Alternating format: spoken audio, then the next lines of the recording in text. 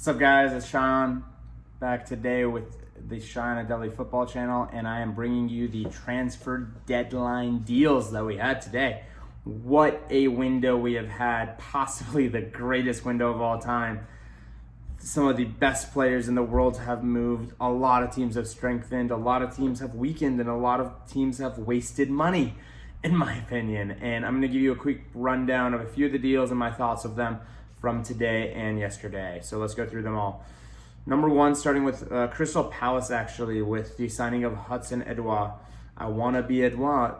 What a chance that is, by the way. Absolutely love it. I'm going to take a caveat here real quick. Crystal Palace, well done. Well done to Crystal Palace.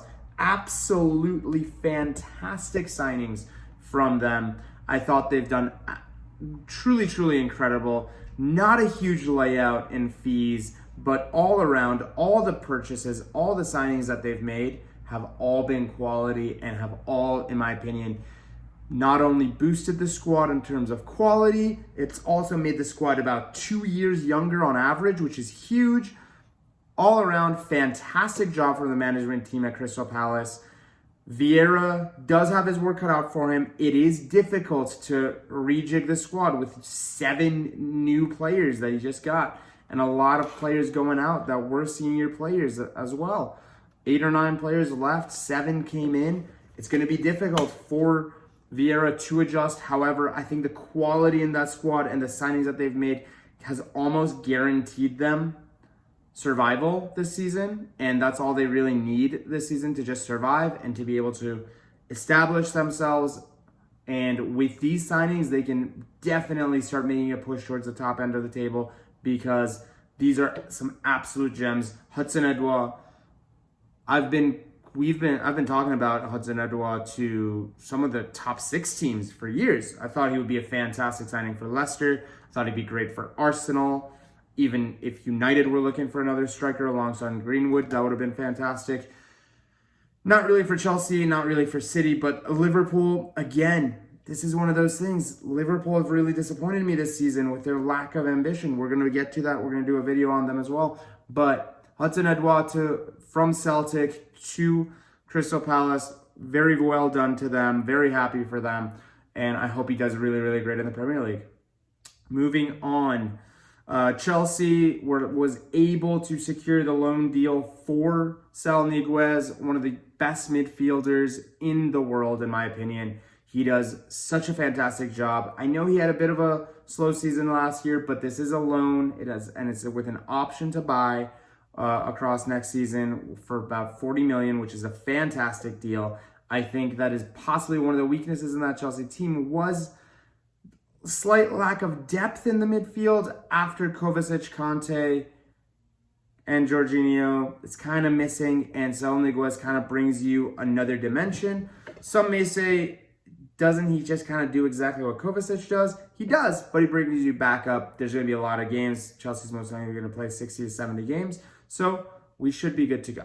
So, moving on from Chelsea, Real Madrid, congratulations to them. They were able to sign from Rennes Camavinga. Very fantastic. The 18-year-old midfielder will be going into Madrid, and Madrid has finally have the replacements in place for Kroos and Modric with Freddy Valverde and Camavinga. That is a fantastic midfield. We'll see if they develop. The problem with Madrid has always been they've had players to replace Kroos and Modric for about 4 or 5 years. They had Odegaard. They had Dani Ceballos. They still have Dani Ceballos, to be fair. They've had Kovacic at that team. They had Hakimi in that team. All these amazing players. And Hakimi's not a midfielder, obviously. But Madrid is just very poorly run as far as using the youngsters they have. And for some reason just are not willing to move on from that midfield. Hopefully this is a step in the right direction, and Camavinga can get some good minutes. He is absolutely fantastic. He has all the signings for him to be an absolute superstar. And at 27 million, couldn't really ask for more. This is pretty much just a drop in the bucket for Madrid. And it just allows them for their budgets to still remain open. So when Kylian Mbappe does become available next season, they can go in for him. Obviously, he's going to be coming in on a free most likely next year, which is all kinds of other things. I do not believe, in what world were they trying to spend 200 million to get a player that wants to come to you next season for free? You're not going to win. Kylian Mbappe does not guarantee you the Champions League to any team. Even if you said he goes to Manchester City right now, he's not guaranteeing them the Champions League.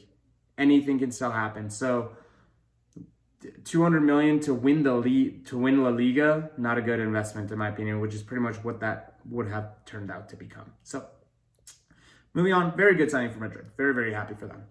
Leeds United were able to sign on the services of Daniel James, finally. They've been wanting to do this for about a year or so, but I don't know if this is exactly the right choice for Leeds. 30 million seems like a lot of money to spend on Daniel James. Great for Manchester United. I'm obviously very happy for him. He does seem like that type of player. I think he will do very, very well in a Bielsa system where you need a lot of energy, you need a lot of tempo, and he'd be able to do very, very well in that system. I just don't think he breaks into the first team with Rafinha and Jack Harrison in that team. I just don't see him breaking into the first team squad. But if he is able to, would be fantastic. So I just don't know if 30 million for a bench option could Leeds have done better. Is he Premier League quality? I don't know. We'll find out. Moving on, Spurs with the signing of Emerson Royal from Barcelona. Again, not sure if this was exactly the right signing for Spurs. I actually thought Tanganga was doing very, very well in the games that he's played this season. The table toppers were doing very well defensively, haven't conceded yet. And I don't know if Emerson Royal necessarily is the right back, is the quality of right back that is going to push them a lot higher. He's a good right back. I don't know if he's much better than Tanganga, to be completely honest with you. And I didn't know if 30 million was a necessary spend here. It just kind of seems like a bit of a weird purchase from Spurs. I would have liked to have seen different signings. I know there was a potential for Adama Traore. I would have actually really liked Adama Traore at Spurs. I think that would have been a really good signing for them. I think if you had Adama Traore in that team, that gives you a lot of boost and a lot of excitement to that team. A front line of Adama Traore, Heung-min Son, and Harry Kane. Whew, that is spicy. I would have liked to see that more than this one. We'll see. I don't want to make too much of a judgment on Emerson. Good for Barcelona, in my opinion, actually. I think that for a signing that they was able to recoup about their initial investment of about 15 and made a bit of a 15 million profit on him. Can't complain about that. That was a pretty good little move from Laporta, in my opinion, and Sergio Roberto can play on the right back. Moving on to Arsenal. Again, with a questionable move. Tomiyasu from Bologna. It's a center back. I had never heard of him, to be completely honest with you. I'm guessing a lot of people hadn't, except those who watched Bologna or the Serie A. However, he was not really on my radar. I looked up his stats a little bit. 22, does about 4.8 clearances a day, 3.5 aerial clearances, 6 foot 5'6" or so. He's okay. 6.5 inch, sorry. But not... this is kind of the case with all of Arsenal's signings outside of Odegaard, in my opinion. I just don't think any of these signings move Arsenal forward enough. It just kind of seems... it doesn't seem like the team has strengthened enough, despite the fact that they've had the most spend of any team in England, and this is the most Arsenal have ever spent in the transfer window. Now, I could totally be wrong. This could be the next coming of Virgil van Dijk right now, and he can absolutely light it up. Odds are that's not going to be the case. I just don't know. Like, Arsenal have spent close to 200 million this summer. For 200 million, you could have done a lot of things. And I just don't think they did anything that actually improved the team significantly. Is Ben White good? Yeah, he's great. How much better was he than Gabriel and Saliba? Maybe a few percent. He might be fantastic, actually, but none of the Arsenal signings honestly inspire me a lot. Ramsdale, 30 million. How much better is he than Bertz Leno? Was that a position you needed to invest in? If you wanted to buy a second, if you needed to buy a second goalkeeper, why'd you sell Emi Martinez last year?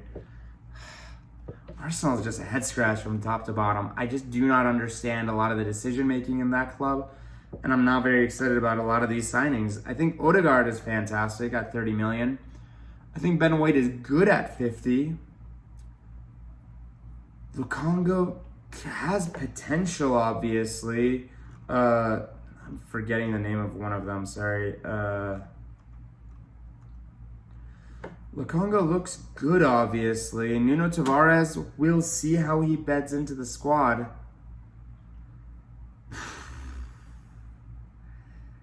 We'll see what happens. We'll see what happens is all I can really say about Arsenal. But I feel like they could have done a lot more. Pretty much, you look at all the signings that Leicester made. Samare, even Vestergaard, Patson Daka. Very, very good signings. You see a signing that even Wolves was able to pick up Huang Li Chan from Red Bull Leipzig. That's a positive move. Hudson Edouard, Crystal Palace. You look at Crystal Palace's signings, they're all fantastic. I just was not impressed with Arsenal. I do not see what direction they're really going.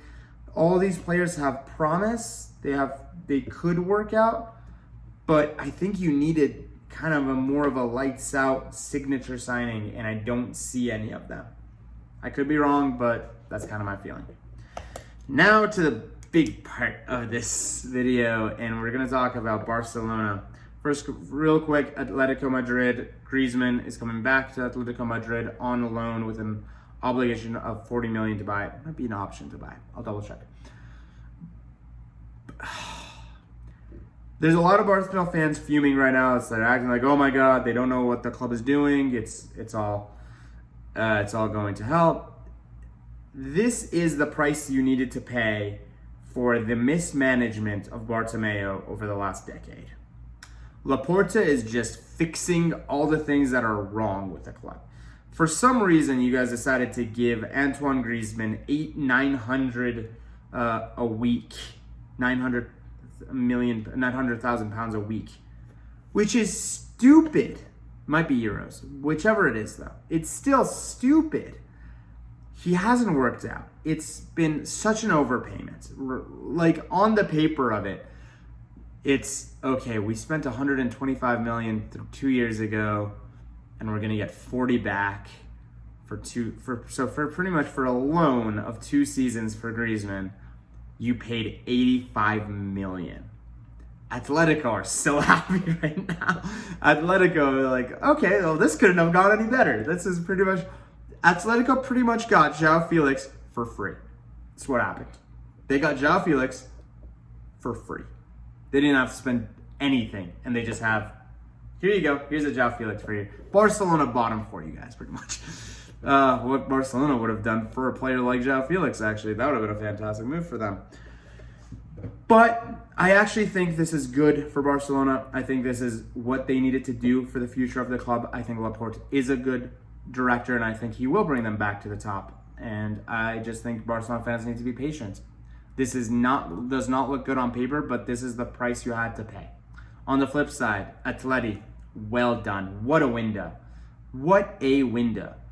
De Paul coming in from Udinese, Cunha coming in, and now Griezmann coming back. I think Griezmann is going to fit right back in and be the amazing player he always was. I think he's going to do absolutely fantastic at Atleti, and I think it cannot go any better for Atleti. I predict they will win La Liga this season, in all honesty, because they just seem to be the most settled team. that is my opinion. There was a few other signings around as well. If there are any stragglers or anything, I will mention it tomorrow. And that is pretty much going to be it for my transfer deadline video. What a season it was. I'm going to make a question for you guys. This could just be because I'm a United fan, but I've seen a few people post this as well. I got 10 times more excited about Ronaldo's move to Manchester than I did of Messi's move to PSG. And obviously I'm a Manchester fan, I'm a Premier League fan, so it obviously has more impact on me. But it just kind of seemed like Messi kind of went to PSG to retire. I don't know, it's kind of a... PSG just kind of seems, there's not much competition in that league. And you saw the scenes, like the Rennes players were taking pictures with Messi after the game. With the fact that FIFA just pronounced that the coefficients went out and Liga NOS actually took over Liga A, which I almost agree with. I think the Portuguese teams are doing better around the world, and they are making bigger moves. Players out of the Portuguese league are more valuable. You saw with the likes of Bruno Fernandes, like with Bernardo Silva, with João Felix even. So we're going to see how that works out, but I'm very, very excited for this season. It is international break. We will be watching a few of those games tomorrow, and I will be making a few videos of the international break. But more than anything else, thank you guys so much for watching. It means the world to me, and I'll see you guys soon.